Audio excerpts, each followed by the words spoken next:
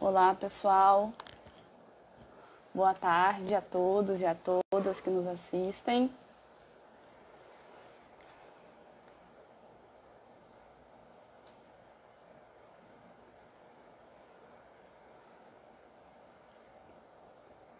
Boa tarde, pessoal. Estamos esperando.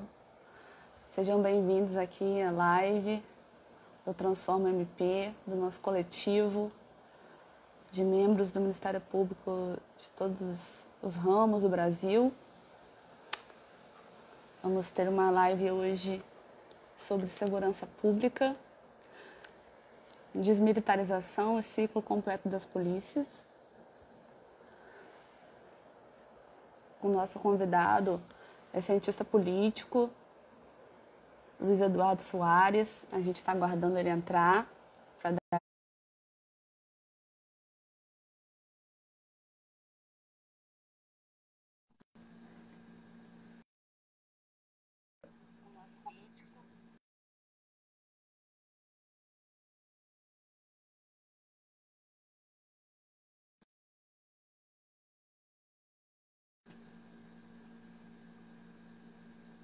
Olá, Érica. Conectando. Olá, boa tarde. Boa tarde. Já boa Tá noite, né? 6 horas é um horário meio transição. Já tá escuro. Transição, plena transição.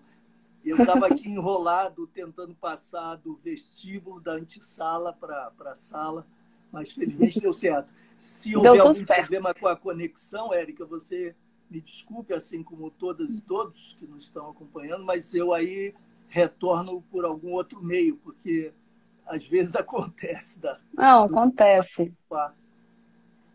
Mas olha, muito obrigado, Luiz Eduardo, por aceitar o nosso convite aqui do nosso coletivo.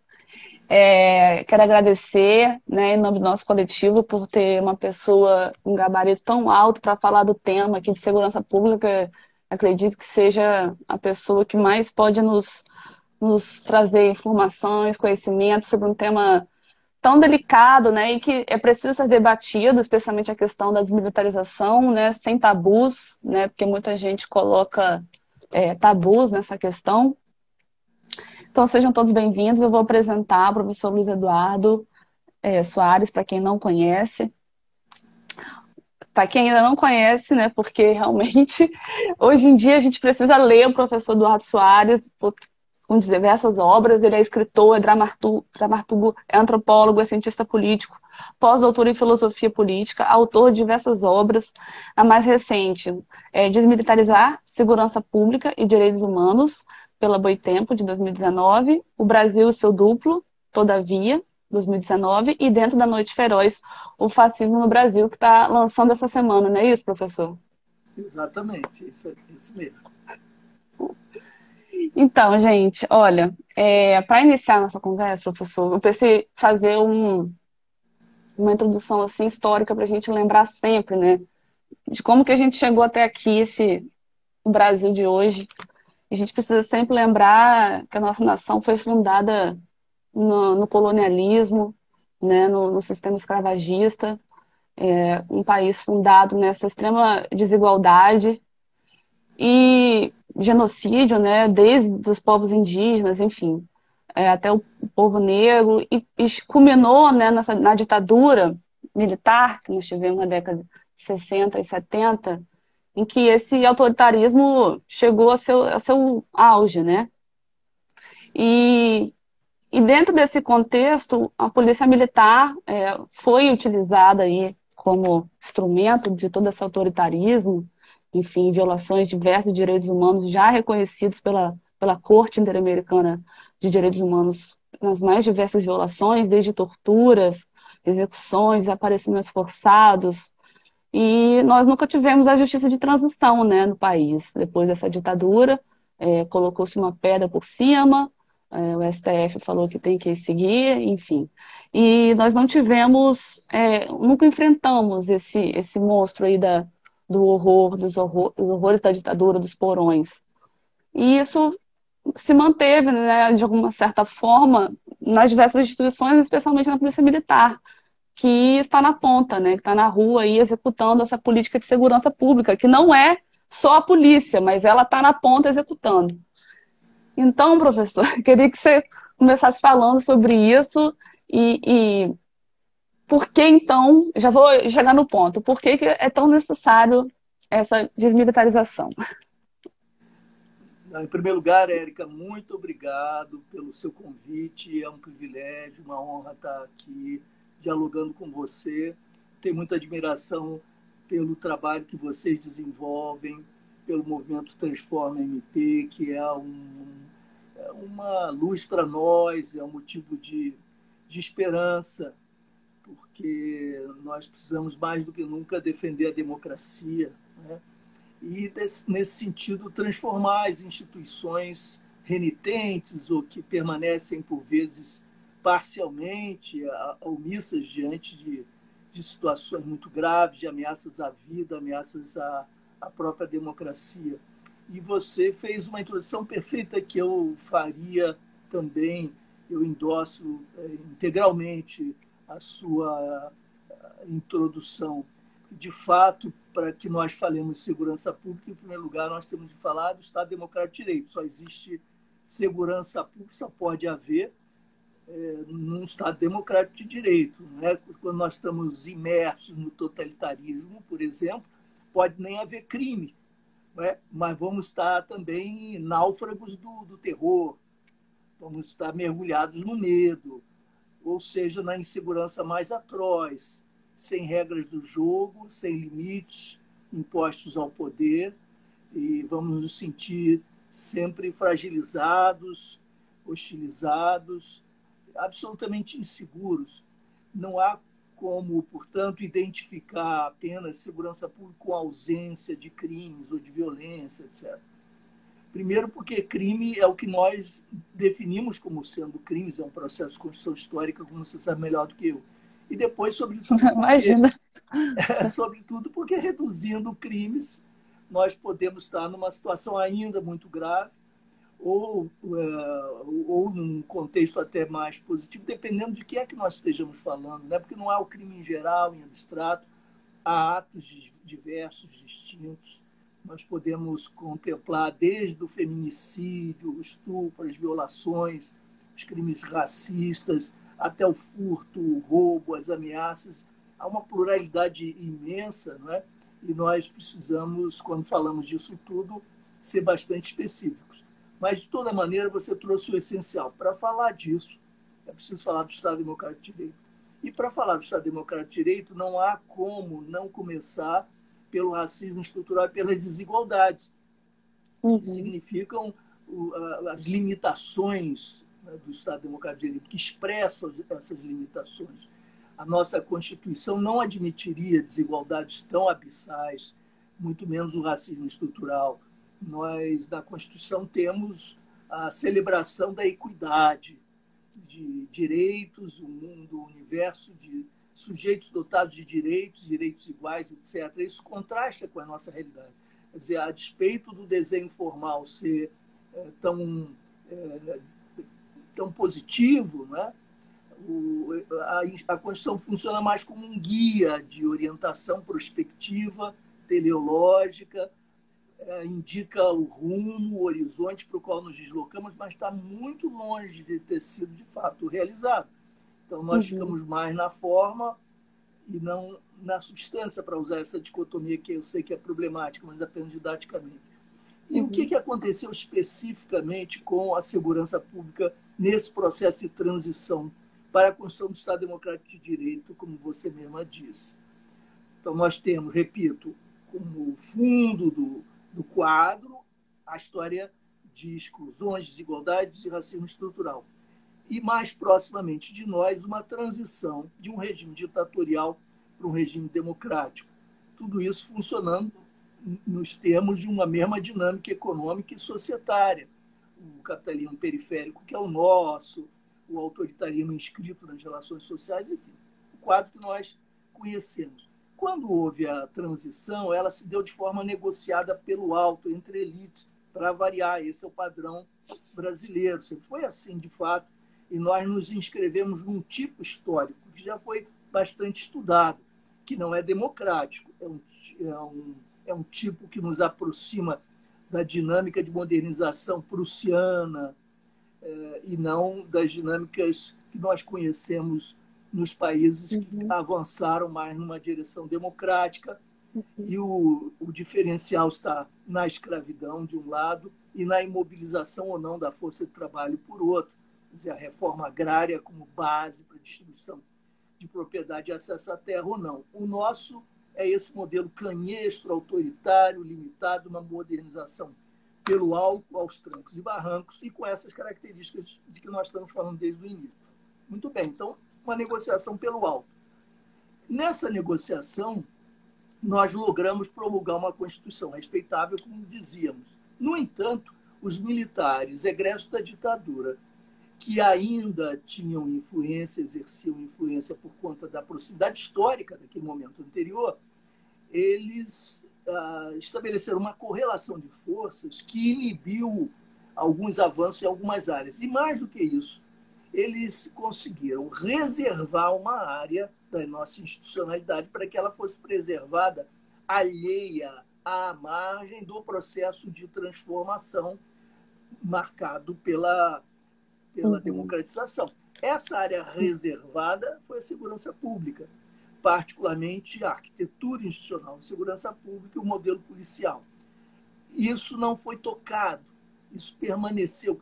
Essas estruturas organizacionais, elas foram redesenhadas na ditadura, eram anteriores, assim como práticas brutais que nós conhecemos eram anteriores, são coextensivas, né, da existência dessas instituições, mas durante o período ditatorial houve reacomodações, remodelagens, centralização. A PM passou a ser responsável pelo policiamento ostensivo, dito preventivo uniformizado, de forma monopolista, a partir de 69, se não era assim, a PM era aquartelada, não havia conexão que passou a haver com o Exército e com a segurança pública, dotando, então, de um poder notável, fundamental, né? Inscrevendo-a no seio mesmo do nosso modelo policial. Bom, esse é um modelo que nós herdamos. O que é importante salientar é que isso não foi criado pela Constituição de 1988, foi sancionado, consagrado ali, mas preservado, porque foi legado pela ditadura. E aí se cria uma curiosa e danosa e dramática bifurcação. É como se nós dispuséssemos aí de duas linhas de evolução histórica, de dois processos que estariam em curso, simultâneos, de duas temporalidades distintas. A temporalidade da democracia, que é de direitos, avanços, saltos, com contradições, com limites, etc., mas guiados sempre pelo que a Constituição prometia, né, por essa finalidade. Constituição cidadã, né? Desenhada. A Constituição cidadã. E, de outro lado, uma cultura corporativa refratária aos poderes republicanos, à democracia, à cultura cívica democrática. Refratária, inclusive, à obediência que teria de ser prestada ao poder civil republicano. Que cultura é essa? São essas culturas corporativas engatadas nas estruturas organizacionais. Porque quando vêm as estruturas organizacionais do nosso passado, com as estruturas organizacionais vêm valores, formas de produção de identidade, de visões de mundo, protocolos de ação, tipos de práticas, hábitos, modalidades de inter-relação entre membros, etc. Tudo isso forma a cultura e vem com as estruturas organizacionais na Polícia Civil e na Polícia Militar, ou nas polícias civis e militares, com variações regionais, com diferenças entre a civil e militar, com distinções internas. Evidentemente, há muitos protagonistas, atores importantes lutando pela mudança ali dentro, pela democratização, pela conexão com o tempo da democracia, com a cultura democrática e com a Constituição, com direitos humanos, etc. Mas há uma resistência muito grande que acaba predominando. Então, é como se nós tivéssemos um enclave institucional. E os resultados estão aí.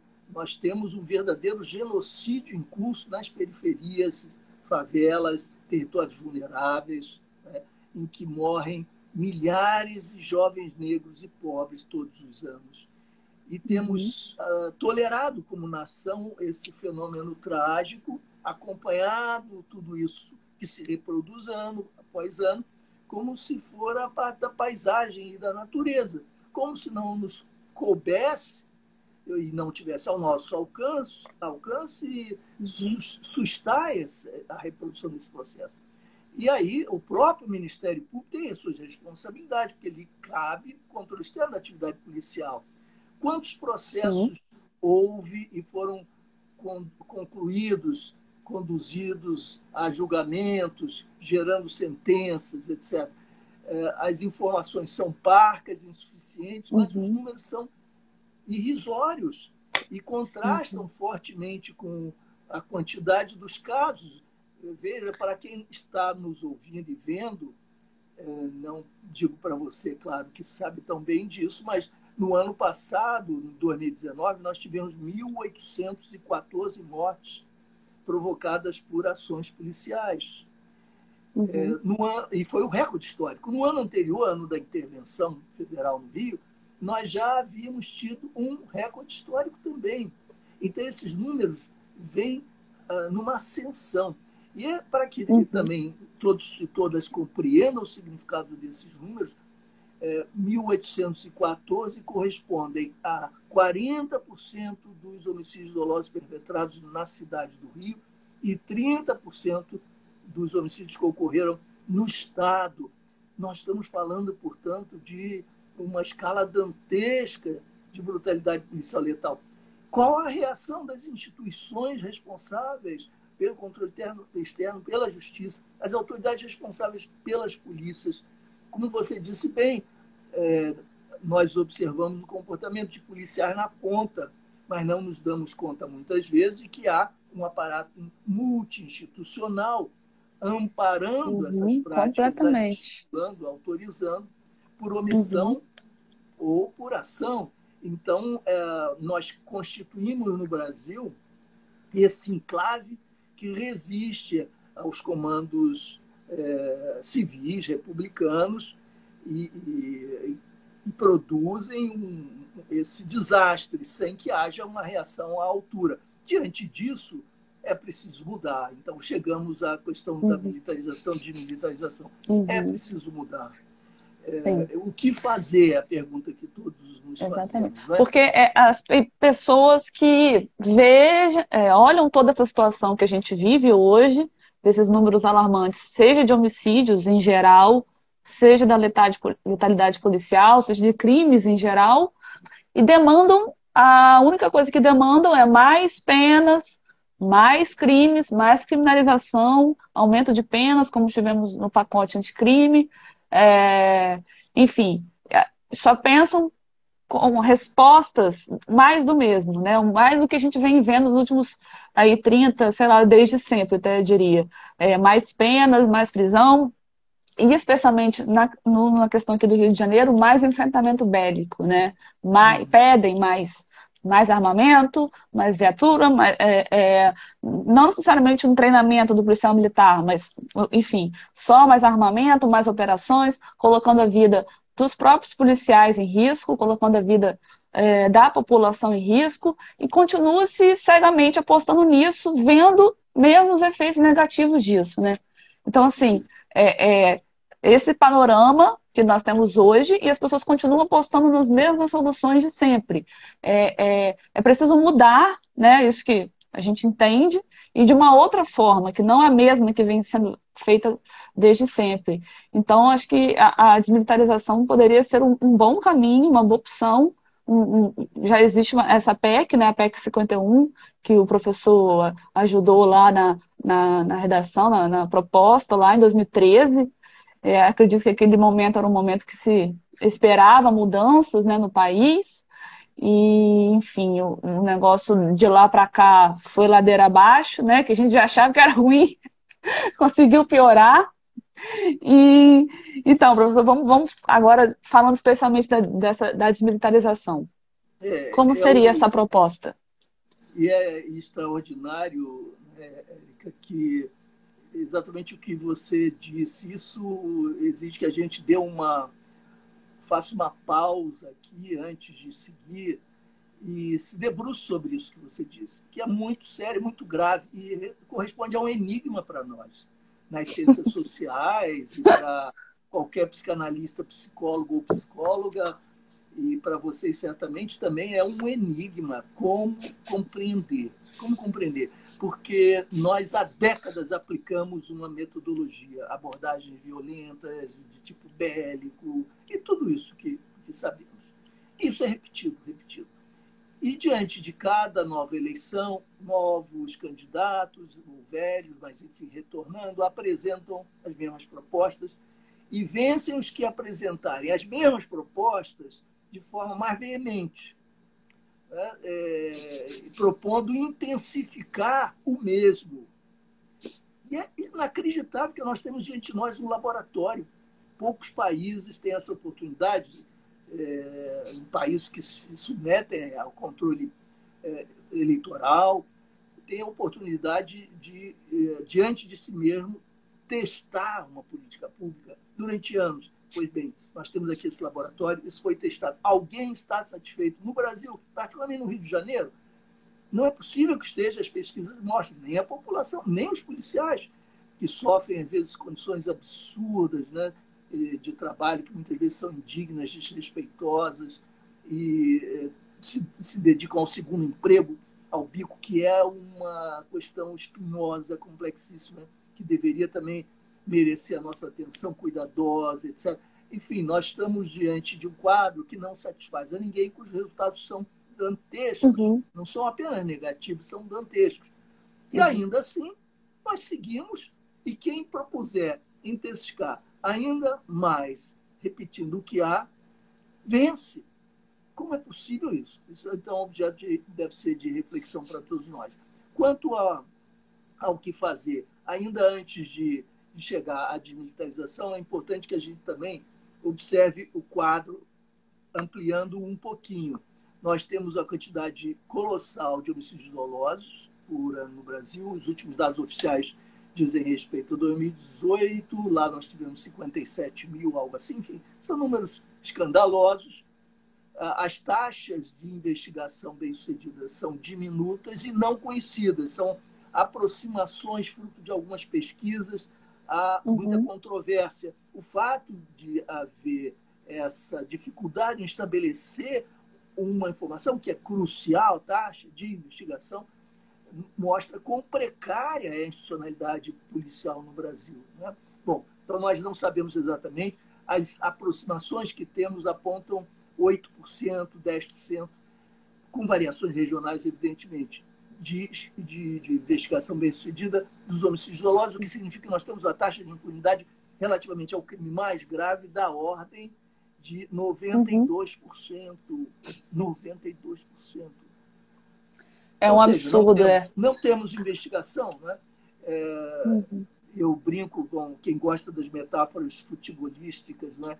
Um jogador que batesse os pênaltis do seu time, em cada 10 ele fizesse um, perdesse 9, ele continuaria sendo o batedor oficial de pênaltis.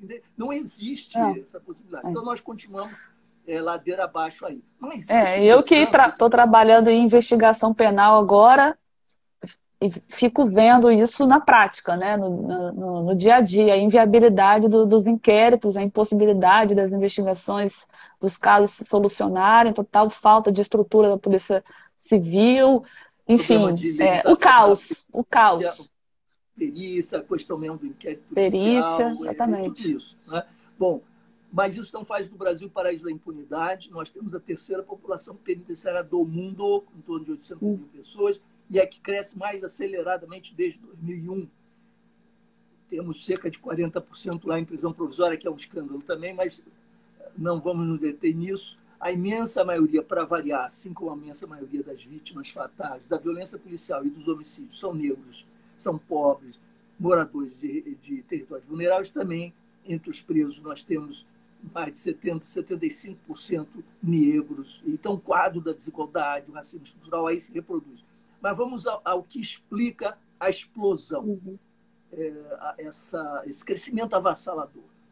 É um subgrupo, é esse que tem explodido em crescimento alucinante.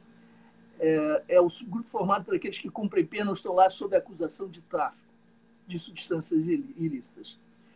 E vamos ver de que traficantes estamos falando. Não estamos falando, sobretudo, em termos numéricos, daqueles que se impõem pela força das armas, tiranicamente sobre comunidades e territórios. Estamos falando dos varejistas, os pequenos varejistas. Na sua imensa maioria, eles têm sido presos em flagrante, sem portar armas, sem praticar violência e sem apresentar laços orgânicos com organizações criminosas. Bom, eles estão sendo presos uma vez no sistema, como sistema. O outro problema do Estado que não cumpre a lei. Como o sistema não é regulado, porque não se aplica a LEP, a Lei de Execuções Penais, quem domina o SEMI em boa medida são as facções criminosas. Ora, esses jovens, chegando ao sistema, têm de sobreviver, têm de obter a proteção da facção que domina o sistema. Essa proteção lhe será cobrada sob a forma de lealdade subsequentemente à sua saída da prisão. O que significa que, se não havia uma carreira criminosa, mas o varejo, um dia depois do outro, vendendo aqui e ali cocaína ou maconha para quem quisesse comprar, etc., num crime sem vítima, porque a vítima é o bem jurídico, que é tautologicamente criada pela enunciação da própria lei, não há vítima substantivamente. Então, esse jovem sem arma, sem praticar violência, sem laço orgânico com organização criminosa, agora vai ter de vincular-se, quando sai da prisão, a uma facção para retribuir, porque isso lhe é imposto, a proteção. Nós estamos pavimentando uma carreira no crime, estamos contratando violência futura às custas da destruição da vida de gerações que estão sendo lançados aí no sistema penitenciário. De perda da vida de gerações e de suas famílias que ficam arrasadas com isso, atingidas fortemente. Esse quadro se explica como? Porque é abstruso, nós estamos alimentando facções, fortalecendo facções, destruindo a vida de jovens, contratando violência futura. O que nós estamos fazendo? Por que acontece? E aí chegamos à questão da polícia. Porque a polícia numerosa que está no país todo, 24 horas, a polícia mais numerosa, é a polícia militar. Ela é pressionada por todos os lados a produzir. E, em geral, entende por produção-prisão.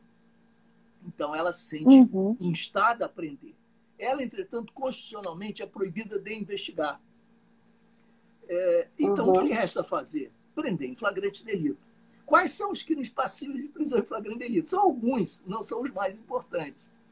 Ora, a ferramenta que ela tem adotado, que ela vai adotar naturalmente, um instrumento fundamental da sua operação, é a lei de drogas. Hipócrita, irracional, disfuncional, mas, enfim, é essa lei. Então, se joga a rede e se capturam os que ostensivamente transitavam na negociação cotidiana, varejista, portanto, das substâncias ilícitas.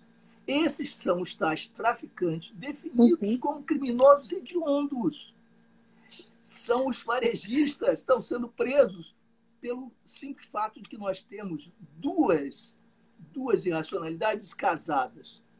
O modelo policial, que é o único no mundo, esse que herdamos da ditadura, e que é preciso mudar, e entre as mudanças se destaca a desmilitarização, falamos em seguida, combinado esse modelo policial com a lei de drogas. Então, o casamento perverso entre lei de drogas e modelo policial nos leva a esse quadro de horrores.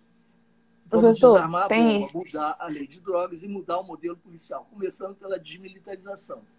Então, tem uma pesquisa do ISP sobre essa questão das apreensões de drogas, como que você falou aí, né? Os policiais militares na rua como uma rede para fazer essas prisões, que precisam ser feitas essas prisões em flagrante. E é interessante que essa pesquisa mostra que 50% no ano que foi pesquisado, que foi 2015, 28 mil ocorrências no Rio de Janeiro, de 2008 a 2015. E nessas, 50%, metade, prendeu-se até 10 gramas de maconha. Então, assim, a polícia militar na rua para fazer essas pequenas apreensões. E justamente e 50% foi considerado tráfico e 43% como posse para uso, ou seja, parece que tem mais gente vendendo do que usando droga, né? Ou, na verdade, a ação da polícia é voltada, né, para isso, fazendo esse encarceramento em massa e nesse ciclo sem fim, né? Em Exatamente. São Paulo, em São Paulo não é diferente. Pesquisas em São Paulo indicam exatamente o mesmo. A imensa maioria das operações policiais que se concluem com alguma apreensão de drogas e encontram enfim, uma quantidade absolutamente irrisória e uma quantidade ínfima de operações é que efetivamente encontra quantidades grandes, Uhum, mostrando também essa situação desarrazoada, digamos assim, e desafortunada. Mas então uhum, chegamos à necessidade da mudança do modelo institucional, da arquitetura e do modelo de organização policial. E também de mudança na lei de drogas. Né? Essa é uma outra questão. E por que desmilitarizar? Aqui um proviso, acho importante salientar, que não há panaceias. E é muito curioso, porque quem não participa do debate na sua integridade ou na sua integralidade, pega, digamos como a gente diz popularmente, de orelhada uma ou outra intervenção, dirá, não, mas isso não resolve, aquilo não resolve. Mas, claro, nada resolve tudo. Nós precisamos de um conjunto grande de transformações. Então, estamos tratando de várias peças. Se trata de um mecanismo complexo, que demanda muito trabalho de reconfiguração a longo prazo. Em algum momento temos de começar isso, porque, repito, a transição para a democracia se deu mantendo ao largo, intocada a área de segurança. É uma tarefa histórica a cumprir ainda. Bom, o uhum. que justificaria o fato da polícia ostensiva ser militar, no sentido muito preciso que no Brasil assumem essas palavras? A polícia militar legalmente é obrigada a copiar o modelo organizacional do Exército. Ela é obrigada. O que justificaria essa obrigação? Olha, é muito simples nós respondermos a uma pergunta formulada equivocadamente de maneira genérica. Qual a melhor forma de organização que há? Não faz sentido nenhum, porque depende do que é que nós estamos falando. Que instituição? O Ministério Público, o supermercado, a universidade, uma editora, a mídia, o clube de futebol, time de futebol, etc. Então, nós temos diferentes instituições e as respostas serão diversas, porque a melhor forma de organização é aquela que melhor sirva aos propósitos da instituição, às finalidades que a instituição deve cumprir. Bom, por que o Exército, então, é como é, organizado com essa rigidez hierárquica e centralização decisória? Porque a sua obrigação constitucional é a defesa da soberania nacional, territorial, sob meios bélicos, inclusive no limite. Tem, portanto, de preparar-se para o desafio limite e, portanto, para a guerra. E a metodologia necessária, que se aplica em situações extremas desse tipo, situações para as quais essa instituição tem obrigatoriamente estar preparada, é o pronto emprego, que significa a capacidade de deslocamento de contingentes materiais e humanos de forma célere e convergente. Muito bem. Está explicado, justificado. Certo ou errado, há uma racionalidade aí. No caso da polícia ostensiva, só se justificaria a cópia desse modelo organizacional se a finalidade fosse igual ou análoga. E não é. A finalidade da polícia ostensiva, de acordo com uma leitura sistêmica da Constituição, só pode ser prevenir violações à legalidade, transgressões à legalidade, que são violações. Ou seja, garantir direitos voltado para a cidadania, né, prestando um serviço à cidadania. Bom, é uma instituição que presta um serviço precioso à cidadania, eu deveria fazê-lo, garantindo direitos na medida do possível, prevenindo, evitando violações. Isso nada tem a ver com fazer a guerra.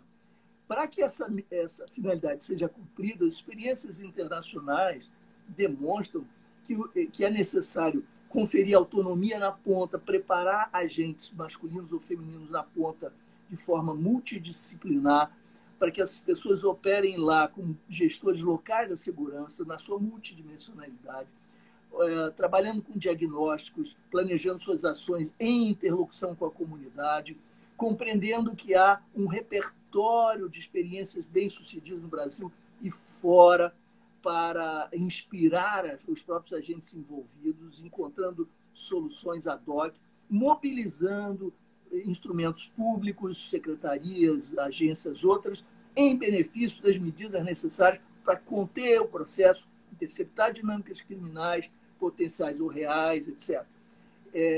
Não temos tempo para entrar em detalhes, mas eu escrevi longamente, com muitos exemplos sobre isso, e muita gente escreveu. Então, é alguma coisa consabida, consensual. A autonomia na ponta, com uma formação intelectual poderosa, que qualifique as mulheres e homens que agem lá. E isso requer uma estrutura organizacional muito mais horizontalizada, flexível. Claro que há hierarquia, claro que há autoridade, há supervisão, revisão, senão não haveria instituição. Mas há muito mais flexibilidade, plasticidade adaptativa às circunstâncias locais, que são sempre diferentes, e algo completamente oposto, não apenas estranho, mas oposto à ideia de um Estado maior que determina ações, cumprimento de comandos que são seguidos por soldados aos quais não cumpre questionar, refletir, adaptar, criar iniciativas que atuam como robôs, mecanismos de reprodução numa máquina. Autômatos.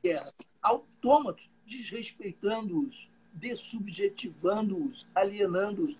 Não por acaso isso acontece para e passo a exploração da força de trabalho. Aliás, é de tal ordem a exploração que a natureza militar da instituição se converteu, de fato, num instrumento de exploração da força de trabalho. Porque eles não podem se organizar, reclamar, questionar, não podem se sindicalizar. Não podem absolutamente se pronunciar e têm de aceitar, às vezes, condições que são absolutamente inaceitáveis. Muito bem. Alguém dirá assim, está certo, mas isso não vai tornar esses policiais na ponta ou essas policiais ainda mais suscetíveis à cooptação pelo crime ou à corrupção, porque se hoje há tanto controle, a estrutura militar, e ainda assim nós temos a degradação na dimensão que temos com a milicianização, com esse horror que é o nosso, como é que seria com autonomia maior na ponta, valorização dessa autonomia, mais horizontalidade e flexibilidade? A resposta é a seguinte: hoje nós temos o pior de dois mundos. A rigidez máxima e o controle mínimo.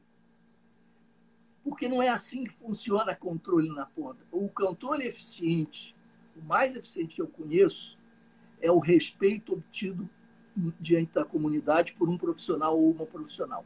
A profissional ou profissional lá na ponta, que conquista o respeito, a confiança da comunidade, não vende isso por 5 tostões, dinheiros quaisquer, porque isso é precioso, isso é constitutivo do próprio sujeito. O orgulho policial, o orgulho profissional é o maior óbice à corruptibilidade. Então, é o contrário do que hoje se acredita.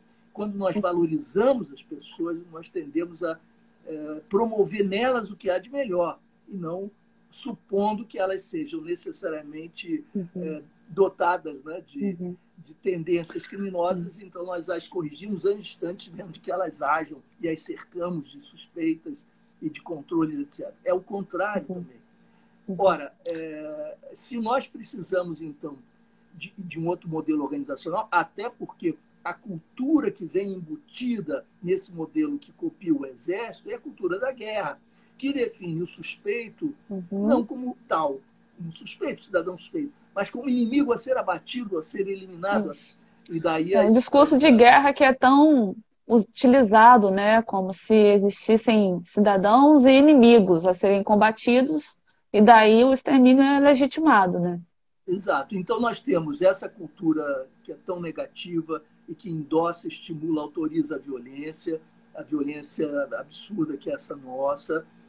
Nós temos estruturas organizacionais que impedem o funcionamento adequado do que é uma polícia num contexto democrático, impede a própria formação de autoimagens que seriam mais consentâneas, mais compatíveis com a cultura democrática e com poderes civis, republicanos, etc. Então, não há nenhum motivo, só ao contrário, fatores negativos nessa imitação do Exército.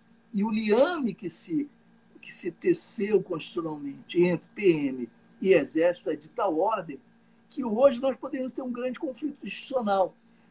Há dubiedades ali inscritas, de tal maneira que cabe legalmente ao governador indicar o comandante-geral da Polícia Militar, mas também o comandante do Exército da região pode reivindicar o direito de fazê-lo, pode interferir e obstar uma indicação. Há condições legais para esse tumulto, para essas ambiguidades, essas contradições. Portanto, não há nenhuma panaceia, até porque o fato de não ser militar não torna a Polícia Civil melhor. Nós temos unidades bélicas e belicistas na Polícia Civil, mentalidades, por vezes, tão danosas quanto. Evidente que, portanto, está longe de bastar de militarização. Mas nós precisamos dar esse passo. Eu queria que se a gente conseguisse explicar o que é exatamente essa carreira única e esse ciclo completo para as pessoas, para a gente entender, assim, e como que se daria essa unificação, se seria unificado, se não seria. Também perguntaram isso aqui no chat. Então, veja, na PEC 51, a proposta é a desmilitarização da nossa polícia ostensiva, a determinação de que toda a polícia existente cumprisse o ciclo completo, ou seja, fizesse tanto o trabalho ostensivo preventivo quanto o trabalho investigativo de persecução judicial, etc. Então, nós teríamos, como acontece em todas as partes do mundo, porque a nossa cisão é única no mundo, é a nossa invenção, contribuição para as polícias do mundo, para a segurança do mundo, e não funcionou. Então, nós faríamos como os países fazem, as instituições policiais cumpririam os dois papéis. Essa divisão não funciona por inúmeras razões, a competição, não cooperação, e, enfim, aí isso nos levaria longe, mas o fato é que não funcionou e que é absolutamente inusitado. Então, é muito mais razoável supor que nós não sejamos diferentes do mundo inteiro democrático e que nós deveríamos ter o cumprimento completo das atividades, todas elas. Mas isso pressupõe que não haja uma polícia dependente do Exército. Isso pressupõe que não haja uma polícia submetida a uma hierarquia que veta a autonomia investigativa do operador da investigação. Isso supõe que nós estejamos diante de uma legislação nacional, de uma lei comum, e não de uma lei militar e uma outra lei civil para civis. Necessário, ou seja, né? Que as instituições todas possam cumprir todas as tarefas, como em todo mundo, a nossa polícia militar não pode sê-lo. Né?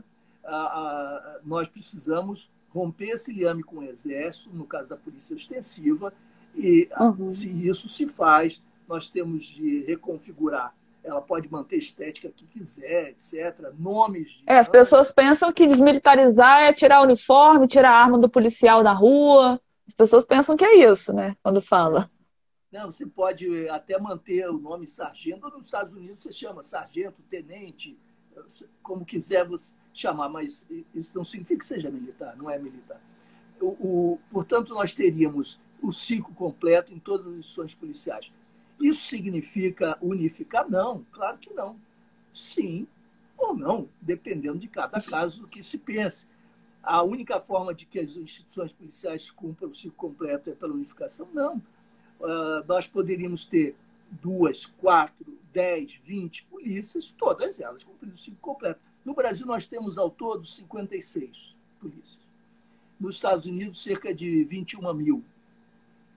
Como Lá assim, eles estão 56? Nós temos 27 estaduais, 26 estaduais mais Distrito Federal, vezes Ah, 2, são duas por estado. Então, 27 vezes 2, 54. Mas a Polícia Rodoviária Federal é a Polícia Federal. Que entendi. a polícia do Congresso não conta, é muito destinada àquela Uhum. instituição específica, a E ferroviária. Mas a federal, ela faz um ciclo completo de uma certa faz, forma? faz. A Uhum. federal faz ciclo completo, mas as demais não. Então, nós Então teríamos não é aí. algo tão inédito assim que as pessoas acham tão absurdo falar nisso, né? Tipo assim, as pessoas idealizam tanto a Polícia Federal e ela já utiliza o ciclo completo. Então Já, por que ela tanta resistência, né, falar nisso para as polícias militares? pois Né, não, é questão de ignorância total. A Polícia Federal faz atividades que são preventivas e uniformizadas, como no aeroporto, em outras áreas, faz ações, não faz uhum, as rondas cotidianas, nem tem gente para isso, não é destinada a isso, mas ela cumpre uhum, papéis que são todos eles, né, uhum, ali na investigação. Bom, então nós precisamos de polícias não militares que cumpram o ciclo completo. E a carreira única é a principal bandeira da massa policial, da massa trabalhadora cidadã policial. uhum. Isso é muito importante e é curioso que as pessoas na sociedade que não estejam muito próximas dessa área, às vezes não compreendem, não se surpreendem até quando nós explicamos que, de fato, há como que duas instituições em cada uma. Nós temos a polícia dos oficiais e a polícia das praças. Praças são lá Uhum. os soldados, cabos, até sargentos, né? E nós temos, do outro lado, delegados e agentes. Os agentes aí se subdividem, de acordo com os estados, você tem diferentes carreiras, mas, de toda maneira, são dois mundos, com entradas diferentes. Quem entra por cima pode chegar a dirigir a sua instituição. Quem entra por baixo vai morrer depois de 25 anos de trabalho, no máximo batendo no teto, por melhor profissional que seja, tendo mestrado, doutorado, diabo, não importa. Como é que é possível isso? Vou dar um exemplo. Um rapaz ou uma moça, filhos de classe média, que, cujas famílias lhes permitam se dedicar integralmente ao estudo, fazem uma boa faculdade, são pessoas inteligentes, estudiosas, saem da graduação, fazem o bacharelado em Direito e concorrem a delegado. Uhum. Sendo bons alunos, inteligentes, estudam, etc., digamos, passam, são aprovados. Nunca estudaram segurança pública, nem administração de pessoas, gestão de pessoa, não tem nenhuma noção, tem evidentemente de direito, mas isso está longe de ser suficiente. Né? Lá na polícia, sendo delegados, vão fazer um curso de adaptação, etc. E pouco depois, alguns meses depois, vão dirigir uma equipe, uma delegacia com 20, 30 profissionais. Muitos estão lá há 2 décadas, ganhando muito mais, com outro status, né? Mesmo que esse agente ou essa agente que está lá há 20 anos, repito, tenha a pós-graduação que falta ao delegado, o mestrado, o doutorado, tenha duas, como eu conheço, 2 mestrados ou 2 doutorados, como eu também conheço, só que não são em direito. Então, essa pessoa não pôde nem fazer o concurso. Uhum. Bom, digamos que alguém resolva fazer o concurso. Vai enfrentar todas as dificuldades que a polícia não facilita, oferecendo tempo para estudo, etc. Mas vai ser difícil. Mas muito bem, faz o concurso competindo com o rapaz e a moça de 23 anos. Faz o concurso e consegue se sair bem na prova. Quantos pontos valem os 20 anos na instituição? 0. Nada. Isso faz algum sentido? Para não falar nos aspectos simbólicos e psíquicos. Isso que eu ia falar. Agora, um rapaz de 25 anos ou uma moça vai chefiar aquele agente que tem 25 anos de carreira, está dentro daquela delegacia, na rua, trabalhando, fazendo diligências, enfim. Bom, você vê a situação. Nem vou falar da lei de Vossa Excelência, que é alguma coisa inacreditável. Quando a gente fala disso fora do Brasil, as pessoas nem acreditam, nem entendem. E, pois há uma lei de Vossa Excelência pela qual os delegados devem ser tratados pelo vocativo Vossa Excelência. Eu já vi. Agora que eu fui entender o que eu estava falando. Eu já vi amigos meus me mandaram fotografias, agentes da Polícia Civil, Polícia Federal, etc. Já me mandaram fotografias de documentos presos à parede numa delegacia, dizendo essa autoridade não receberá a partir de tal data documentos que lhe sejam endereçados sem a utilização do vocativo Vossa Excelência, de acordo com a lei tal. É Brasil, o Brasil da hierarquia, o Brasil da desigualdade, o Brasil do racismo estrutural. É esse que se reproduz nos micropoderes, nessas... E dentro da Polícia Militar, isso também, de uma certa forma, acontece. Tanto com relação ao PM que está na rua há 20 anos, que ele tem aquela autoridade daquele delegado ali de 25 anos, que tem total autoridade sobre aquele flagrante que ele lavrou, enfim. Assim, mas dentro da própria instituição da Polícia Militar também, como que é isso? Claro, um capitão de 25 anos ou menos vai dirigir a tropa toda, as praças todas, né? Que podem ter lá, já chegando ao final das suas respectivas carreiras. Também é a mesma coisa. Então, a ideia que é defendida pela massa policial é que se faça como em todo mundo, de novo, né? Uma invenção brasileira que não funciona. Uma entrada única, carreira única em cada instituição que haja, carreira única, no sentido de que a pessoa entre na mesma porta e passe pelos estágios que são naturais, comece trabalhando na rua, e possa aspirar, inclusive, a dirigir a sua instituição, dependendo da sua carreira, seu desempenho, os concursos internos, a formação que seja, que se crie, né, com todo rigor. Mas a entrada se dê para todos, para que todos tenham a mesma oportunidade de crescer na carreira de acordo com seus méritos. Fala-se tanto em meritocracia que não existe, etc. Então, nesse caso, vamos abrir para que haja essa possibilidade do ingresso universal, equitativo, a partir do concurso e com as exigências do concurso, mas que o concurso seja um só para todos nesse ingresso. O que restava responder? Nós temos, então, polícias civis todas desmilitarizadas, com ciclo completo, carreira única, e a história de unificar ou não. Eu falei das 20 mil, 21 mil nos Estados Unidos. Lá estão fazendo um esforço de concentração, porque é muito grande essa dispersão. Você tem condados, distritos, pequenos departamentos de polícia. E aqui é o contrário, super adensamento em poucas instituições, né? Nós podemos perfeitamente ter polícias regionais, metropolitanas, municipais nos municípios maiores, ter polícias com finalidades específicas também, orientadas mais para o crime organizado e homicídio, por exemplo. Enfim, nós podemos ter uma pluralidade muito maior e, ao mesmo tempo, fazer com que cada uma desempenhe funções completas de acordo com as designações, etc. Veja, alguém que esteja nos ouvindo e que não tenha estado conosco na abertura, na sua introdução, Érica, e na minha fala inicial, talvez pense, bom, esses dois estão malucos, estão viajando, porque o Brasil é o país das desigualdades, é o país autoritário, é o país do racismo estrutural, e ficam discutindo modelos policiais alternativos neste mesmo ambiente, nesse mesmo país, nessa mesma sociedade. Vale o alerta antes de nós terminarmos. Nós começamos por aí, não foi, Érica? Esse é o Brasil. Então, quando nós estamos pensando na especificidade das instituições, nós não estamos negando que nada disso vai operar, vai funcionar, vai dar certo, se nós não simultaneamente trabalharmos as questões de fundo da sociedade brasileira. O que nós não podemos fazer é simplesmente trocar um pelo outro.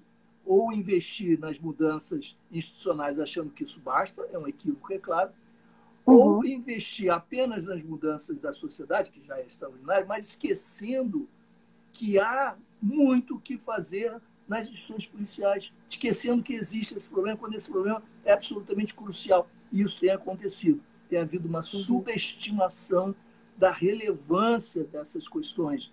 Nós precisamos remodelar tudo isso.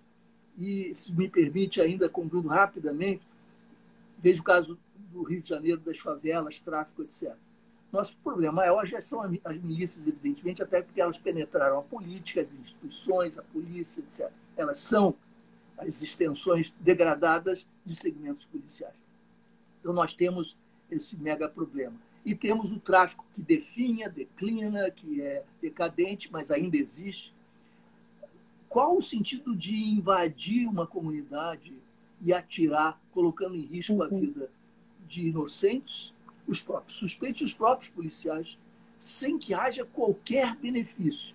Se há as armas ali, esse é o grande problema nosso, se nós resolvemos com uma lei de drogas rumo à legalização, resolvemos esse problema, a questão são as armas. Mas nós não vamos resolver o problema das armas invadindo comunidades. As armas chegam lá. Nós temos de impedir o abastecimento, interceptar essas dinâmicas de abastecimento, uma repressão qualificada que supõe muita inteligência e investigação fora de lá. E, por fim, se há recrutamento de jovens para o crime, nós temos de competir e disputar esses jovens, porque eles estão indo para lá recebendo algum benefício, que não é só material. Nós podemos oferecer esses mesmos benefícios lá de cá de uma maneira muito mais inteligente. Dando oportunidade, assim né? Esvaziamos as duas fontes de abastecimento, de recrutamento de jovens e de acesso às armas. Nossa, essa conclusão foi perfeita, porque foi além da questão das polícias, né? Abrangeu toda a questão da segurança pública. Aí, como vai encerrar, a gente vai ter que concluir. Mas tinha muito assunto para falar, porque é um assunto muito complexo, mas acho que a gente conseguiu, pelo menos, abordar todos os pontos essenciais, a questão da desmilitarização, do ciclo completo, e esse precisa ser debatido. Não vai solucionar sozinho, né, professor? Como você disse, a gente tem problemas estruturais, desigualdades, mas enfrentar essa questão das polícias é fundamental para a gente ultrapassar todos esses problemas que desaguam nesses homicídios da letalidade policial, né, dos jovens negros, e que precisam ser enfrentados. E o Ministério Público também precisa ser chamado a exercer o seu papel do controle externo da atividade policial. E é isso, professor. Vou precisar encerrar. Muito obrigada mesmo pelo seu tempo, por poder explicar para a gente, trazer esse tema ao debate, uma vida dedicada a esse assunto, a sua militância. E é isso. Muito obrigada. Em nome do Transforma MP, agradeço muito. Obrigado a você, Érica. Um abraço grande. A você e a todos. Um abraço. Valeu. Obrigada.